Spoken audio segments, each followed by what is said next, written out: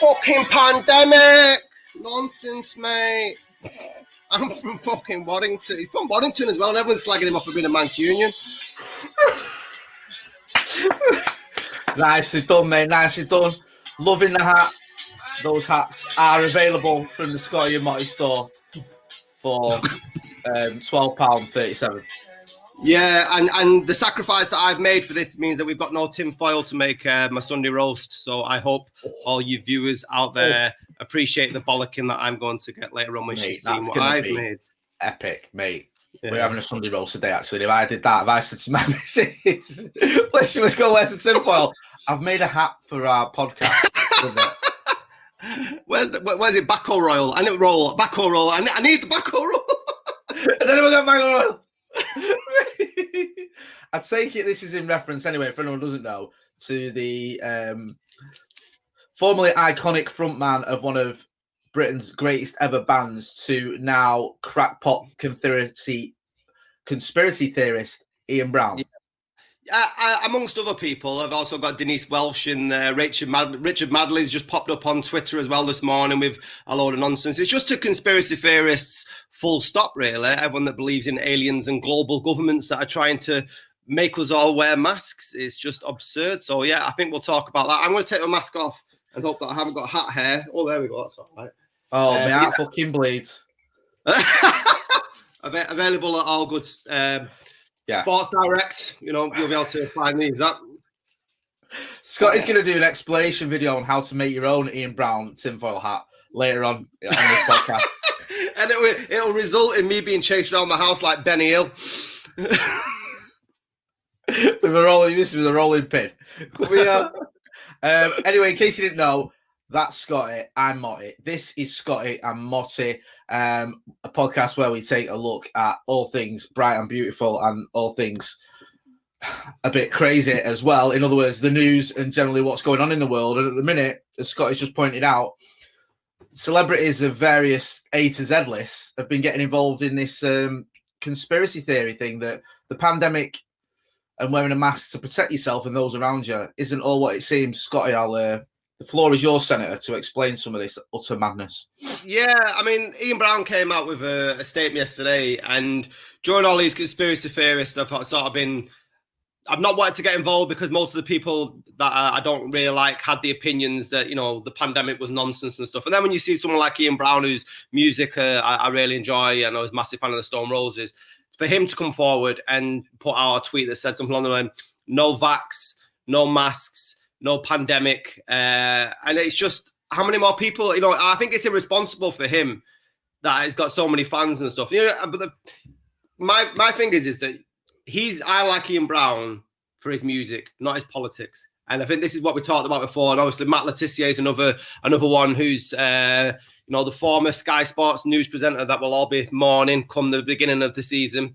That have come out with these conspiracy theories. My take on the whole thing is that people don't want to wear masks, right? Nobody likes wearing the masks.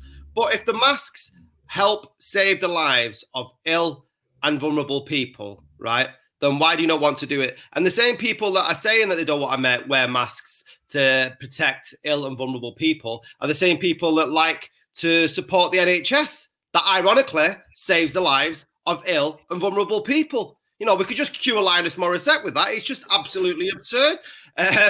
So I just wanted to have your take on that. What do you, should we just like appreciate artists for their art and then you sort of throw away their opinions on certain stuff? It's difficult, isn't it? Because two of my favourite bands are the Stone Roses and the Smiths. And, you know, I'm at my mum's now, and if Morrissey walked past my mum's house now on fire, I wouldn't piss on him.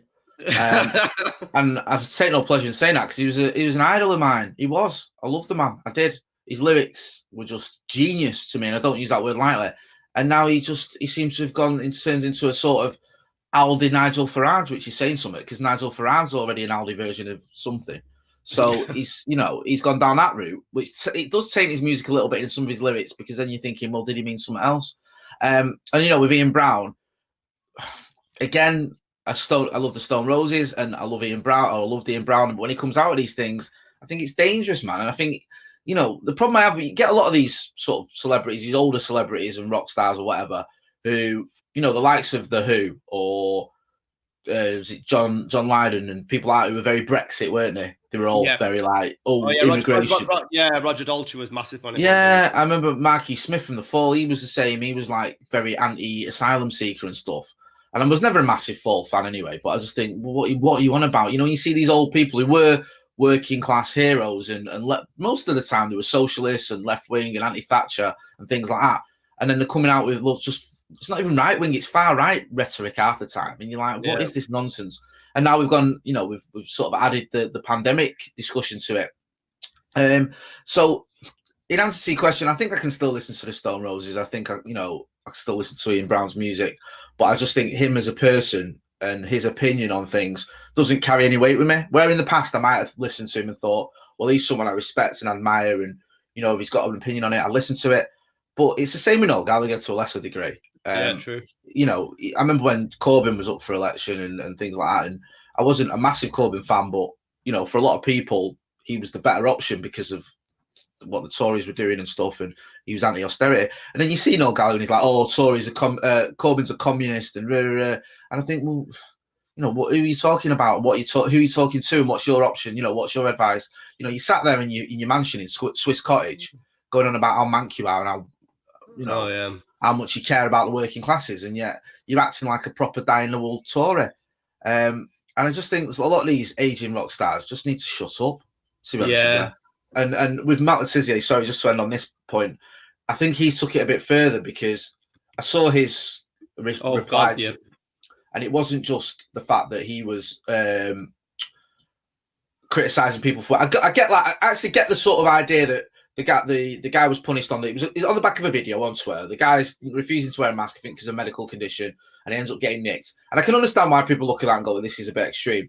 But then Matt Le Tissier sort of he used the Anne Frank comparison, saying that those abiding by the law with Anne Frank were the ones that were persecuting her, and the ones that were hiding her were breaking the law. And I just feel that's proper crass and vulgar to use the Holocaust as a sort of an analogy to put forward your somewhat strange views.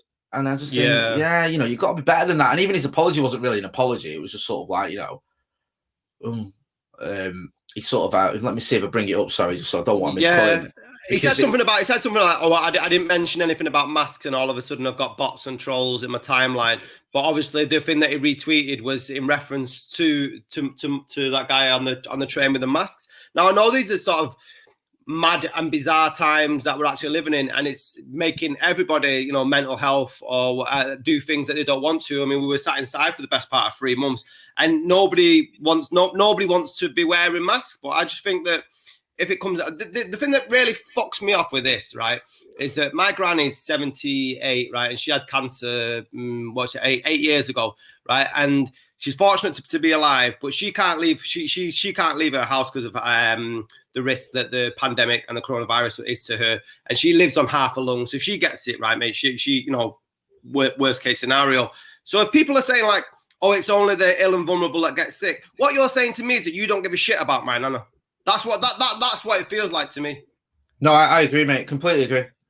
Just you're right. I mean, when you're wearing a mask as well, you like you said, you're not wearing a mask doesn't protect me; it's protecting others. Do you know what I mean? I'm a, you know, relatively healthy 40-year-old man. It's another discussion we can have another time. Somewhat questionable past that may have affected my health. We never know. You know, when all you're asking me to do is sort of look out for others who are, you know, my mum's had cancer, she's vulnerable. I'm at my mum's house now, and you know, when it was on lockdown, it was, you know, I couldn't see her, the kids couldn't see her, and it was heartbreaking. But it was just for, you know, to make sure she didn't get ill. You know, Matt Le Tissier, going back to our original thing about his apology, this is a proper apology. Apologies for the recent tweet, obviously taken out of context, so I've deleted it so there's no confusion. Wow. That's just that he may as well have tweeted soz not soz. Yeah, well, he played for Southampton in the 90s, so we'll know much about a shit defense, won't we? Very good. But it's really worrying that like it sort of begs this question as well. You know, like we've seen the thing with Sky and Matt Le Tissier, Charlie Nicholas, and Phil Thompson are all getting moved on. And I think they're probably getting moved on because the the past it. I don't think it's anything to do with the views. But it does beg the question. I often think this. You know, when you see someone like Alan Sugar, or Lord Sugar, sorry, forgive me, Lord Sugar, because he doesn't like to be called Alan Sugar. He likes to be called Lord Sugar by everyone because he's so insecure and fucking stupid. He's tweeting constant drivel and garbage about things like Brexit, about the immigration, about, you know, the pandemic or whatever. He's very sort of right wing. Now, he's got 7 million followers, I think. Now, he's got a lot of those followers because he's employed by the BBC and because he's given a platform. Matt Letizier's got a lot of followers because he's employed by Sky, or at least he was, and he's given a bigger platform. And I just think sometimes some of these organisations have to take a stance and say, all right, that's your own Twitter, but the reason you've got so many followers is because you work for us. Yeah. So, do you know what I mean? And if you're tweeting out things that are medically dangerous, yeah, we might have to roll back on that, or you might have to stop it. Because, you know, would all these people be following Matt Letizia as if you just said he just played for Southampton 25 years ago? No, they follow him because he's on Sky every week. Do you know what I mean? That's why someone like Gary Neville has got far more Twitter followers than other defenders or other players from that era, because he's on Sky every week. Yeah. Now, not just because obviously he was a very good player, but other players that were at his level who played for United don't have the same following he does. Because as a sense, you know, he's on like the biggest show on Sky pretty much every week. So do sort of, when it comes to this and you're saying things that can be dangerous, do someone like Sky or the people, or whoever it is, have to say you need to turn this in, because, you know, you're entitled to your opinion, but when your opinion is, you know, medically provable to be wrong and is putting people's lives at risk, is it not time to sort of take a stance on that? Yeah, definitely. And I know the new guy who's in charge at the BBC put a post out, put an article out last week saying that he's going to have to start culling the line in terms of when broadcasters or anyone who works for the BBC can't be seen to have any sort of left or right leanings on their social media. You know, because it does vary. You know, because I'm under no illusion. My social media following when I started working for the BBC over a year ago shut up, and it's because of it is because of the pedestal of the BBC. Now I owe responsibility that I represent that organisation in my job, and it's very rare that you'll see me outside of the show do anything politically on there, because it does what I say doesn't represent that. But when I do say it on social media and I've got BBC presenter on my Twitter handle, it sort of says that this is on behalf of the BBC. Do you know what I mean? And then people like that do. But you got to look at people like Alan Sugar, or Lord Sugar, or whatever. It's fucking Lord Sugar, Scotty. Lord Sugar. Who do you think you are? It's Mr. Lord Sugar. Can you imagine having that much money, right, and giving a fuck about that? Really? Do you reckon like Alex Ferguson walks around and said, actually, like, it's Sir Alex? Honestly, you know what? If I went on The Apprentice and you walked into that boardroom your first day and you went, hello, Mr. Sugar, and you went, no, Lord Sugar, I'd go, do you know what? Listen for me. Yeah, you should apply for it for that. Just to do that. Keep the 250k. I'd rather work with someone who's not a dickhead. I'm off. Yeah. Do you know what I mean? I'd go in like this. I'd go in like that. You all right, Al? I've got. He'd go, you're hired. Yeah. Fucking nobody buys Amstrads anymore, Mr. Sugar. Okay. Amstrads, shit, mate. I'm saying that I imagine there's some hipsters out there that are still playing. You know what I love as well, like on social media, how he portrays himself as this big Spurs fan, and he's always going about Spurs. Mate, do you remember Spurs hate him? Spurs fans hate him. He wrecked the club, didn't he, when he was in charge? Him and Terry Venables with dodgy dealings. It's just like, and he's always tweeting like, it's like the Glazers tweeting like the Malcolm. Oh, no, Malcolm, he's dead. But Joe Glazer tweeting like United scores and going, hey, another win for the Reds. Hey. He'd be like, imagine if the Glazers were on Twitter, Jesus. I think that could end Twitter. I think the amount of anger and just sheer volume of tweets and aggression could actually just crash the servers, because you literally have every single United fan on the planet just. Yeah. And, you know, you couldn't ban people quick enough for the death threats. It'd be absolutely biblical. It would, wouldn't it?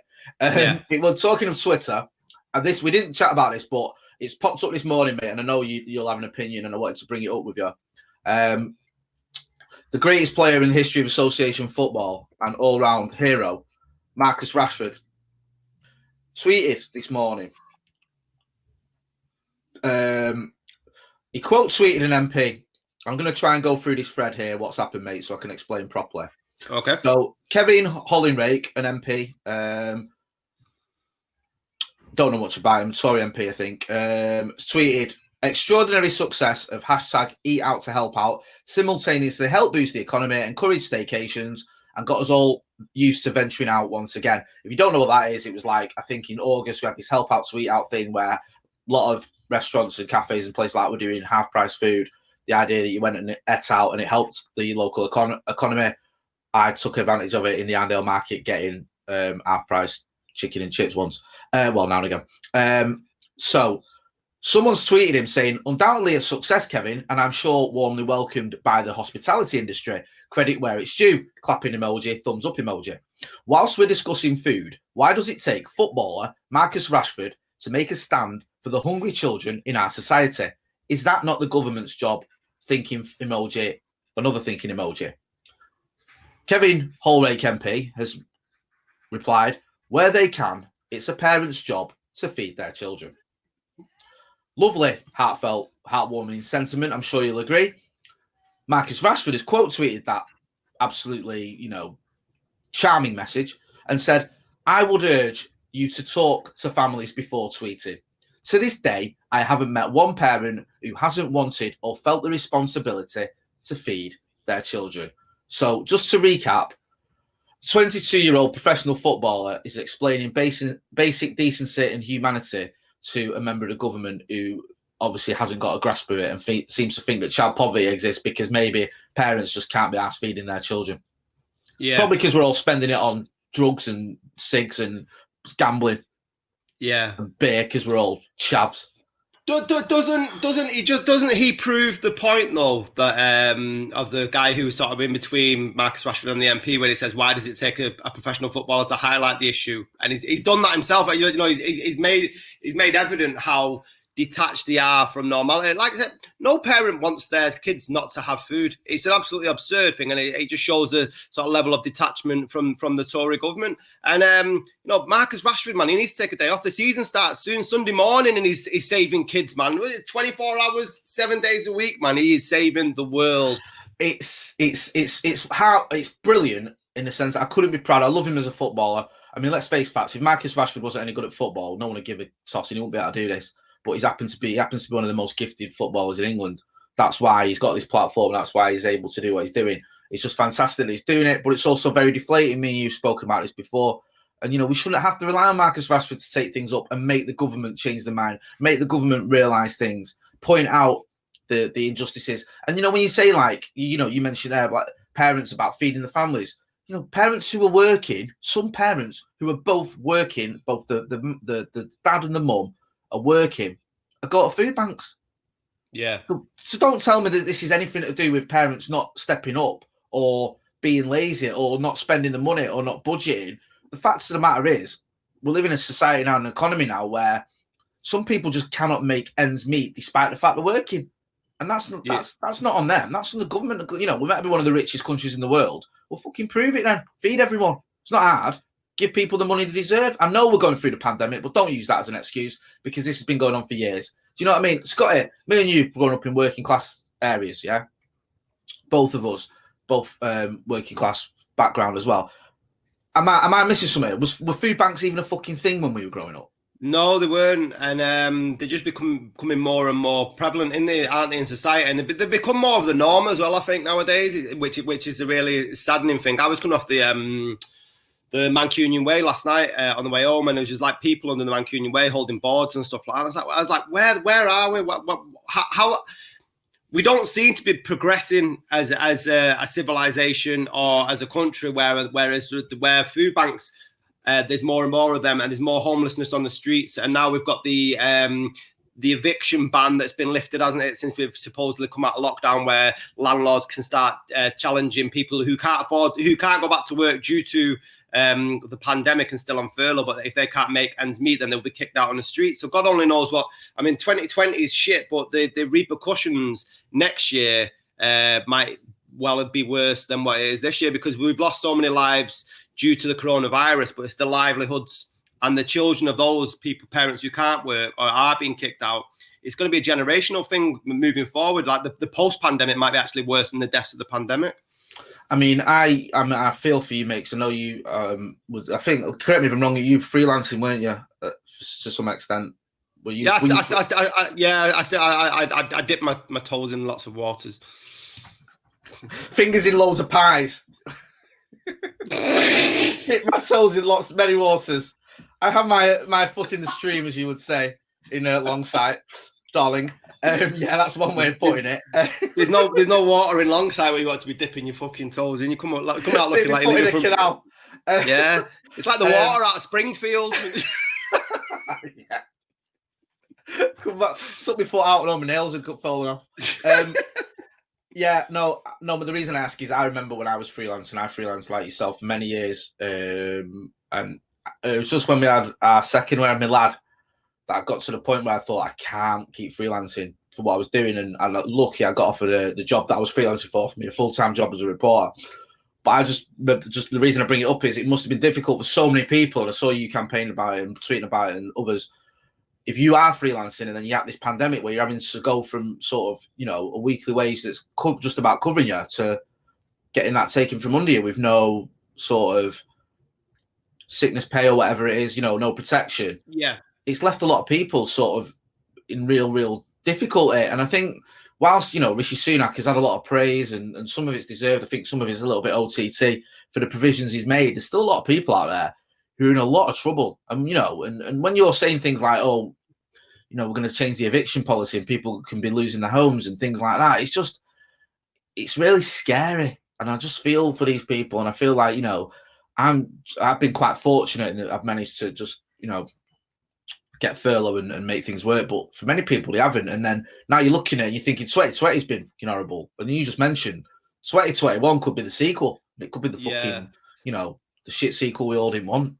The whole freelance and the furlough scheme, so many people had to wait for extended amount of time to get payments because they didn't really look at the self-employed until afterwards, until they got people in who were in regular employment to get their furlough. So people were going like 12 weeks without pay as it was. Do you know what I mean? So with that 12 weeks, there's a backlog of bills that you're trying to that you've got to try and pay. Do you know what I mean? And what's happening is the whole freelance and self-employed industry. I'm quite fortunate because, like I said, I've got the opportunity to work at several different organizations. But the reason that we've sort of been trying to we've had to cut down on these podcasts is because I'm working like a fucking bastard at the moment, mate. Honestly, like last 2 weeks, I can't remember getting home. I'd leave the house at like 8, not getting home till gone 10 o'clock because I'm having to make sure. And I have a massive amount of nerves and anxiety about the future. So I'm like a squirrel, man. Trying to get that money in because you don't know what next year's going to entail. But I've got friends who haven't worked or have lost contracts because there's no work going forward. Arts industry is all gone, pretty much. What's that going to look? Theaters can't open properly. Nobody's going. There's no real gigs that's going to happen till next year. And people who were paid musicians, the music industry, you don't get paid unless you're big mainstream. To actually have a full-time music career is a massive rarity. You can't do it. You're trying to make ends meet, and a lot of freelancers, it's like month by month you're living on. It's like money comes in, all right, pay me bills and all that, might be able to or get some food, and then and it just repeats the following month. So once you take away the security of what's already a fragile career, it just, it's really terrifying. I've got a lot of friends that are across the arts and freelance industry that are terrified. I can imagine, man. I've seen you, like you mentioned it, and as you said, you messaged me and you say I can't do a podcast today, and I'm obviously gutted because I love our chats and having a catch up. But part of me is glad because I know it's because you're working. Do you know what I mean? And it's like, and it makes it difficult for me to have a go at you, which I don't like.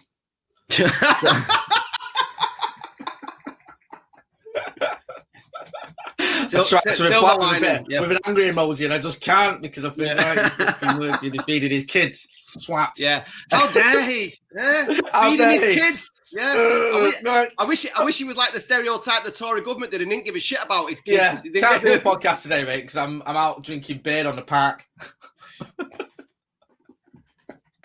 Well, the kids run riot. I've sent my kids out swacking. Twocking, there's an old school phrase. I know, mate. Someone ran me up there, we were messaging each other about that guy who's got a project, and he messaged me and he was talking about twocking, and he started to explain it, and I was like, no, it's all right. I know what twocking is. I love that when you know, when like people don't know your backstory, but they meet you in certain circles and they think because you work in the media that you have no dirt on you at all, and they're explaining what a 10 bag is, and then it's like going about, there's not a lot of dealers now because there's a drought, and then they go, a drought is when there's. Remember when you couldn't get any weed and it was called a drought, mate? Oh man, it's like, when I grew up, Swacky was like, the career advisor gave you that as a career option. For anyone who's not from the background of me and Scotty, who isn't just, wasn't sort of, involved in that nonsense, swacking is taken without owner's consent. Yeah. Usually referring to car thieves. Not that we are that at all, but, we know what it is and may know people that have done that. So, yeah, when he explained that, and like you say, the drought and things like that, it's just like, yeah, I think sometimes you think you've just sort of, you've gone through, left uni and gone into the media. Yeah.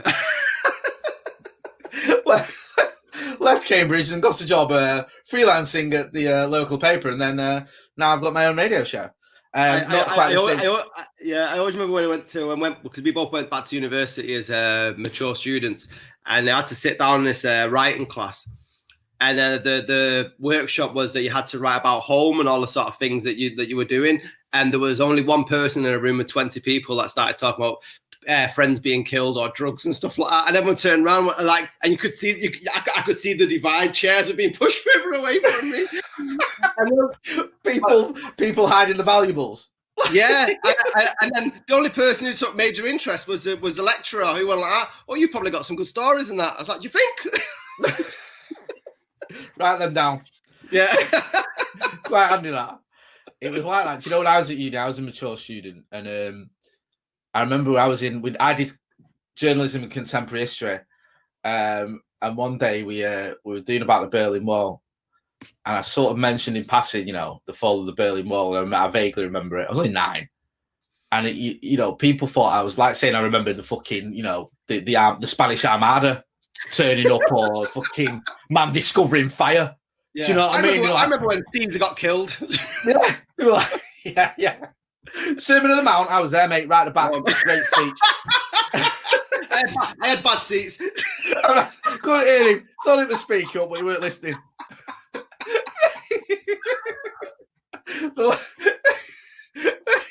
I never got my bread and fish and loaves.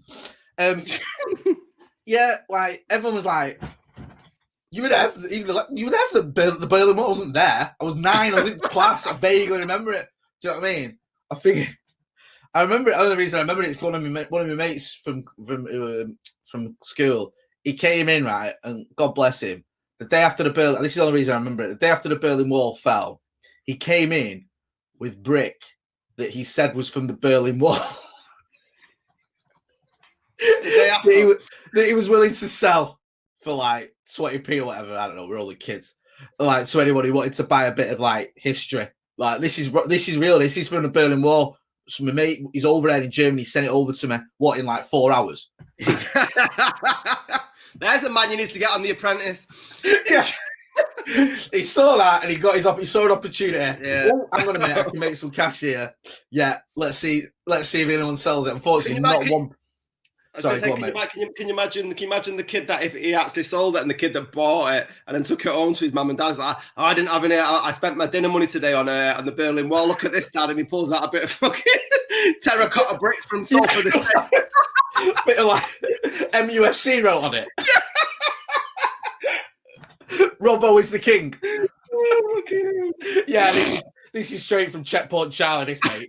Well done. This is authentic. You can see the bullet holes. Come on. But, talking of bullet holes and the military, one thing I wanted to ask you about is it time to get our hopes up yet with Donald Trump? Is he imploding enough to make you think that he might actually not win this election? And the only reason I ask is because, again, I know we didn't chat about this, but I thought I'd get your take on it because I know you keep up to speed and, it's pretty self-explanatory anyway. There's a story in The Atlantic that Donald Trump, whilst visiting France, refused to go to the war memorial because he thought anyone who dies in war is a sucker and a loser. Those are his words, not mine. Fuck off. Yeah, and then other people have come out. Basically, this story was published in The Atlantic from 2 unnamed sources that both said whilst he was in France. The reason he put it down to something with the Secret Service, the security issues. It was raining, but apparently he didn't want to get his hair wet, and he's got no time for people that died in war. He thinks they're idiots. Yeah, his hair wet. Then Fox News, which is hardly a bastion of liberal sentiment, one of the reporters there has verified the story. She's got her own sources, and she said the same thing. She said that, I've heard this, that he said these things, or he doesn't, he has a very, he takes a very dim view of anyone that fought for the country and died. He thinks the losers. It's dragged up the stuff he said about John McCain. He called John McCain, I think, a loser, because John McCain obviously was captured by the Vietnamese during the Vietnam War. This is a war that Donald Trump got 4 deferments for, 3 for educational and 1 for bone spurs, which is calcium buildup in your bones, apparently. He got a doctor's note. I've lived for 40 years on this planet. I never even heard of fucking bone spurs until I heard it was the reason Donald Trump got out of the Vietnamese war. So make it out what you will. And yeah, it started to sort of, it's growing, this story, and it's sort of gathering a bit of momentum, and other people, he's fighting back, saying it's a load of garbage, saying unnamed sources, Other people saying, it's verified. There's a lot of people saying this. I think Michael Cohen used to work for him, said he's always had that view of the military. He thinks that he doesn't get it. He doesn't get why anyone would serve their country. And, for nothing, basically. I mean, you get paid, but do you know what I mean? Like, that sacrifice, that whole self-sacrifice thing is alien to him, and he just thinks they're all suckers and losers. So he's got a dim view of the military that's coming out, and it could hurt him because his base, the Republicans and the military are sort of very connected, not exclusively, but I think something like 67% of vets or of the military vote Republican. I might be wrong with those numbers, but the majority anyway, the majority of people associated with military usually vote Republican, and this could hurt him. Not necessarily that they'll all vote Democrat, but maybe that they won't vote for him. They might not turn up in the polls. So I just wondered what you think, whether you think that could hurt him, or is he just a cult? Is this a Donald Trump cult where no matter what he says or does, he's just like Teflon, because he comes out with these outrageous statements. You mean you were in stitches today, the bleach thing, injecting bleach. Yeah, he's still in this presidential race. Do you know what I mean? Like, but despite the fact he's a blithering idiot who's got a real nasty streak. Yeah, I mean, I'd not heard this story, and I was gobsmacked for half a second, and then realised that probably that's part of the course. Whenever anything comes out of Donald Trump's mouth, it's not surprising. Questions I would need to ask was, what's Joe Biden said about it? Because I've not seen anything on across social media like we were discussing last time. I'm not saying he hasn't, but he might have said it. Secondly, like, how do you get people in the army if that's what your president, imagine they had to go to war at any point soon, and that's what your commander in chief, or whatever they refer to him as, thinks about the military, and what does that, the families that have lost people, what was it, suckers and losers, or was that? He said, I think he called them suckers and losers. Biden's been all over it. He's had videos going out. He said that he quote tweeted the piece in the Atlantic. Yeah, they branched out now. The Athletic. They're now doing fucking hell. Wow. Donald Trump used to play baseball as a child. We interviewed the person that sold him that baseball bat. No, it says he's quote tweeted it and said, this is Joe Biden. Here's my promise to you. If I have the honor of serving as the next commander in chief, I will ensure that our American heroes know that I will have their back and honor their sacrifice always. So he's saying that. He's also had some ads have gone out, and it made me laugh because someone from the Trump sort of camp had said it's a bit suspicious how these videos were so oven ready. They were ready to go almost immediately when this story broke. And then someone from the production team from Biden shot back and said, it took us like, an hour or whatever to make a video. It's not difficult. Like, okay, if you can get a bit of the Berlin Wall to Salford in 4 hours, mate, you can fucking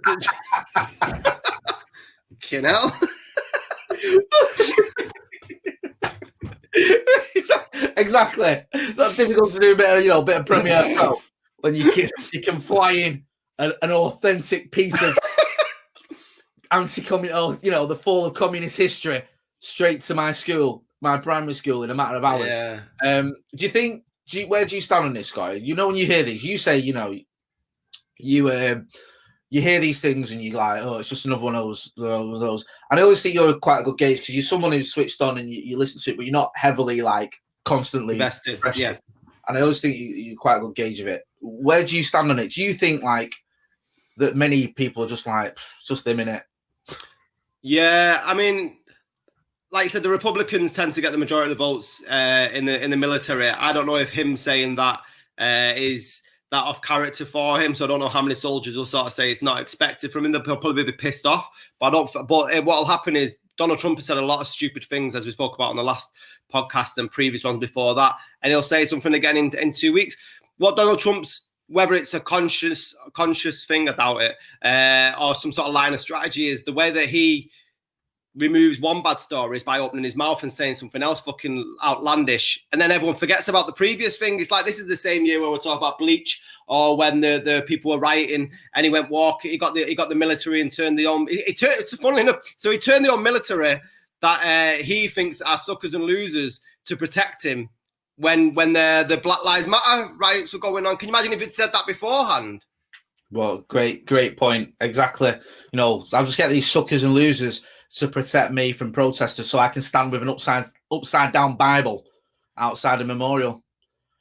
The mind boggles. Just before we go as well, I know we wanted to talk about another subject. Talking of gobshites who need to sort of wind it in.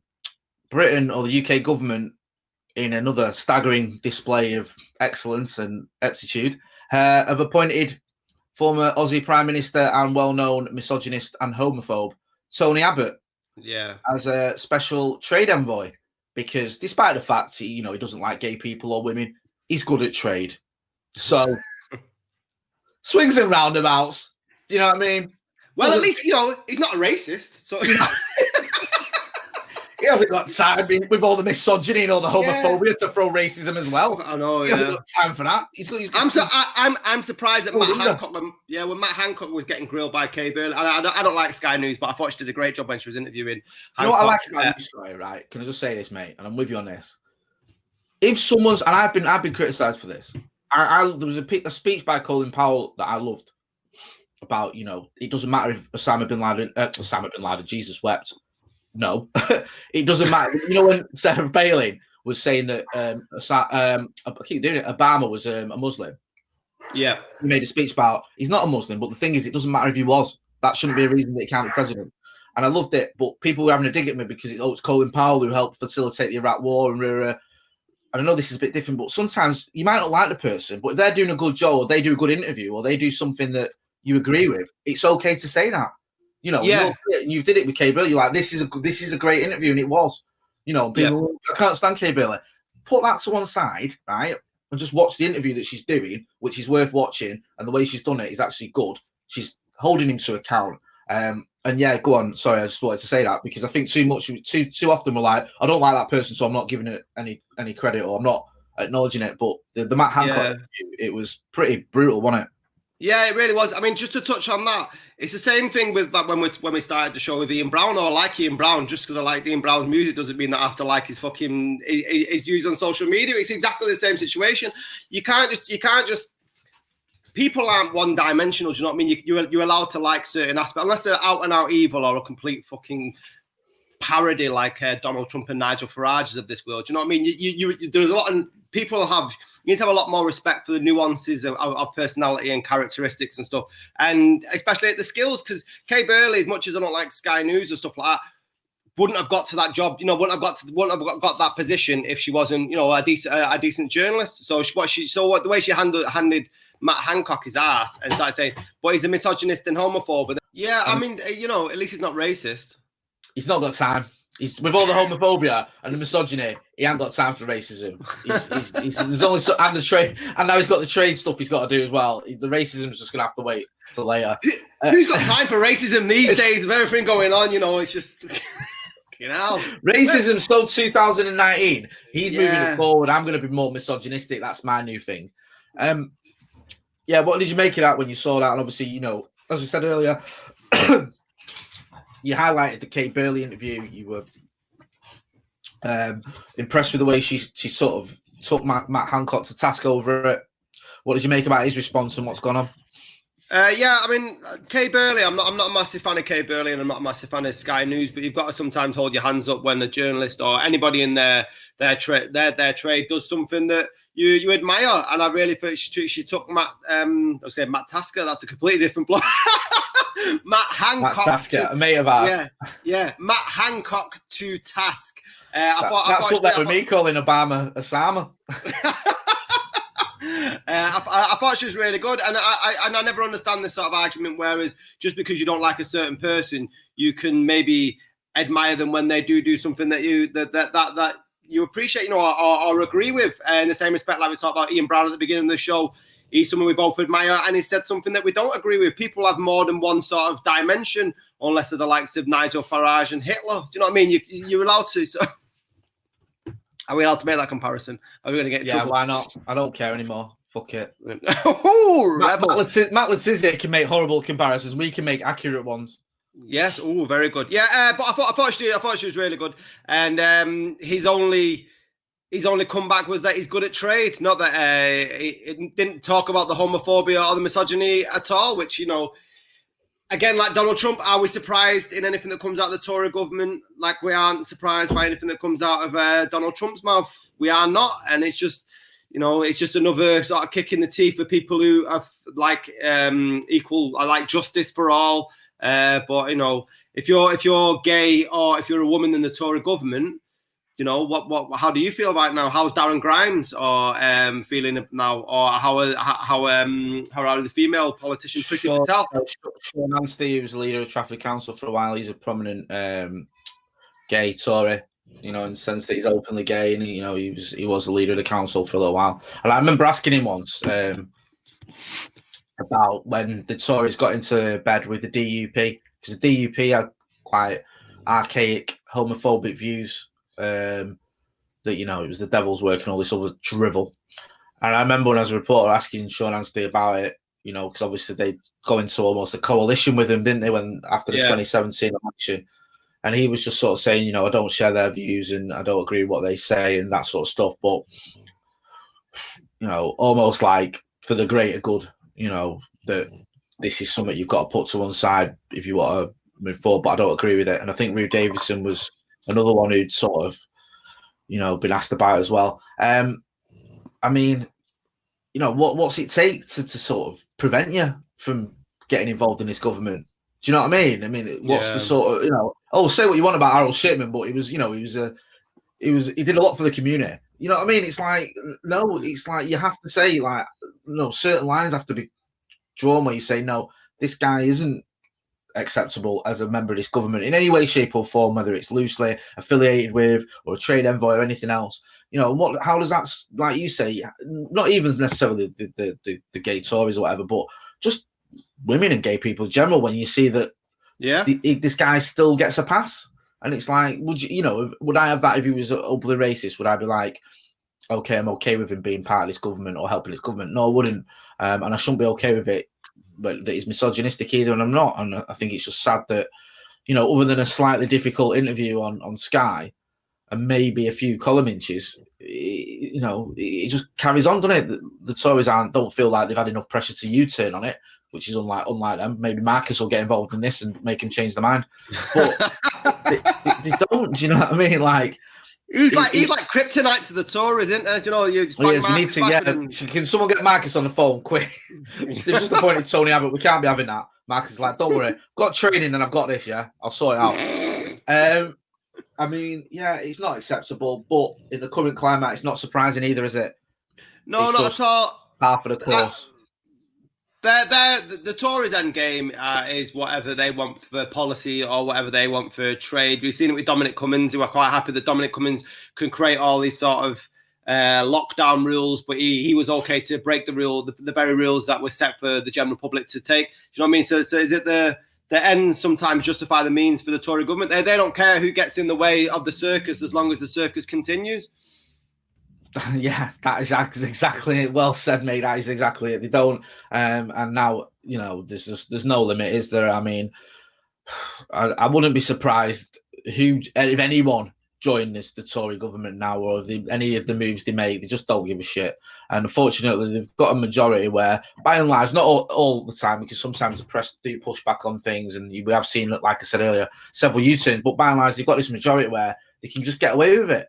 Do you know what I mean? Like, because they're pretty safe. If there was an election around the corner, I guarantee there was no way Tony Abbott would be getting appointed to anything, because they wouldn't want to lose or alienate a lot of their potential voters. But because the election's so far away, and because they're just sort of so arrogant and ignorant, they just think they can get away with it. And by and large, they do, and they will do, to be honest with you. And I think the scary thing for me, I don't know a lot about Tony Abbott, but I've seen some of his interviews, and I think the guy's a fucking moron.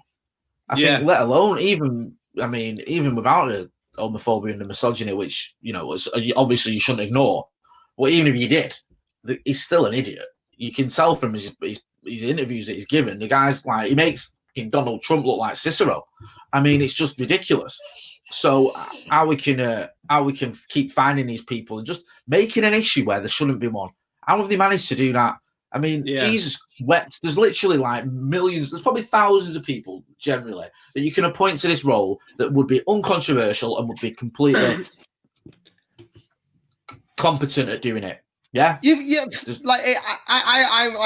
do some work at a youth centre, and to get that job, you have to go through criminal and background checks and get references. Like, who works at the HR at the Tory government when they're looking through the potential candidates for everybody? And like, oh well, he's got a good trade deal next bit, but he's a homophobic and misogynist, and you're like that. Ooh, which way do you go? And then the output is that he's good at trade. That's what's that? That's like not get out of jail free card. He's good at trade. Is he the only person that's good at trade? Is it that is the sort of the pool that shallow that the only possible person you could get to help you with trade is someone that thinks being gay is wrong and that women are stupid? Is that the only one? Really? Is there no one else on the planet you can get? Yeah, does your talent in one area, is that the trade? Is that the payoff for your views on other stuff? Like John Terry was a decent footballer, but was also racist. Yeah. But then, exactly. And it's like, oh, well, does that matter to the other? Well, I think it does in certain circumstances. Yeah, but it didn't matter to Chelsea fans, though, did it? No, it didn't. And in the same way, it doesn't matter to conservative voters, by and No, large. you're right. And I think it's sad, and I think that it just shows how just this government gets so many things wrong. It's tone deaf. It can't get anything right, and it's like even the most sort of like, remember when he appointed Toby Young to oversee schools and stuff? Oh my god, yeah. And everyone's digging out his old tweets where he was just horrible person, and it's like, and then they had to sort of say that's not going to work because he's crossed the line. It's like. They don't, as you say, they don't do due diligence. The interview process at the Tories seems to be, when can you start? That's pretty much it. Yeah, we've got an opening. Yeah, are you free on Monday? Right, we'll make the announcement. There's no like, what's his history like? What sort of comments he's made? What is his politics like? Just the sort of things that you should consider when you're appointing someone to a government position. No matter how sort of fringe of the government that is, it's still part of this government. Then you should look at that. And if you've got someone representing your trade, who has views that would be out of date in the 1950s, then I'm sorry, it's not good enough. And it needs to be held to account. And the press needs to get hold of this as well, because you need to start, as you said with Kay Burley, I never thought I'd say these words out loud, but being a bit more like her on this stance and holding the government to account, because far too many of them are just sort of giving them a free pass.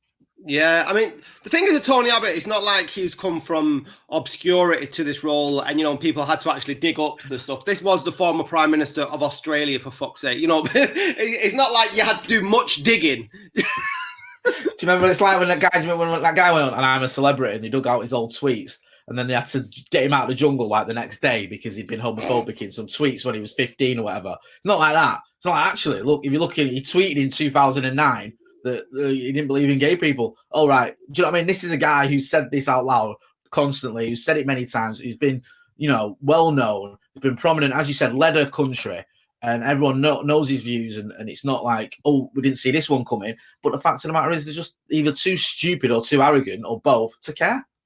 That's exactly what it is. That's the deadly manifesto of the Tory government: ignorant and stupid. These people. Whereas under Theresa May, it was stable and strong. It's ignorant and stupidity, and that's where we're leading. That's where this country is heading. And like I said, there's no comeuppance for anything they've done to date. So we will have loads of ammunition and loads of talking points. We will be the silver lining alongside Marcus Rashford, taking you through this pandemonium of a pandemic. And I've been Scotter, and that's been Motta. And this has been a Sunday morning. I quite like doing these Sunday morning jaunts, Jay. Just want to remind all you guys out there that if you are in the market for a backhoe foil flat cap, this will bring out the X-Files in you.